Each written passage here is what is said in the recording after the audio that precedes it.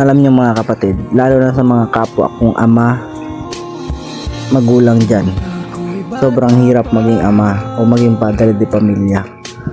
Kasi aalis ka ng bahay maagang maaga, tulog pa yung mga anak mo.